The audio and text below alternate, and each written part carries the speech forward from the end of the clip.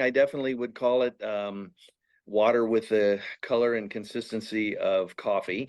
So anytime you have water coming off the black, which is what the burn scar is, we're going to have a little bit that came down. Marysville Fire Chief John Christensen's keeping a close eye on Bullion Creek this Tuesday. There was heavy rain the last couple days, but he says it appears their flood mitigation efforts are working. We're a very small rural town with not much of a tax base and not much money. The bottom line is we want to make sure town is safe and folks are safe and that their property and they are taken care of, and so it's going to be a challenge. Hundreds of firefighters from all over the country have been in the small central Utah town of Marysville responding to the Silver King fire.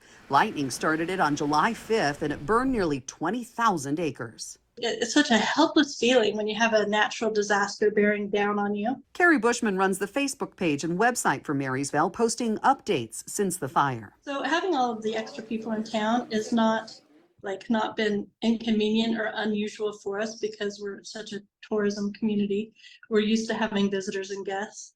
And the biggest impact it's had is the way the communities come together to support these visitors. They've also been feeding the volunteers and first responders, helping save their community. And it's been so heartwarming to see people come together, and it's been so good for our community to unite behind a common cause. Saving homes, trails, and historic sites like the beloved cabin here at Hennessy Point. They did an exemplary job protecting the historic structures. These pictures from Piute County Commissioner Sam Steed expressing gratitude. Among all the destruction from the flames, this sign of hope and strength still stands. There's a lot of history here, and we lost a couple of structures, old, mining structures, but everything else seemed to have survived. This goes back to Butch Cassidy and before, and all of that. There's a lot of history here. The Army Corps of Engineers and a federal BEAR team, as they're called, now work with local and state partners, helping repair the burn scar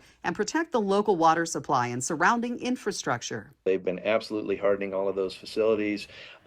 They're up taking snags out. They're doing a lot of things up on the mountain. But this is a multi-year project. And they hope the worst of it is behind them. Reporting in central Utah, Amy Nay, Fox 13 News, Utah.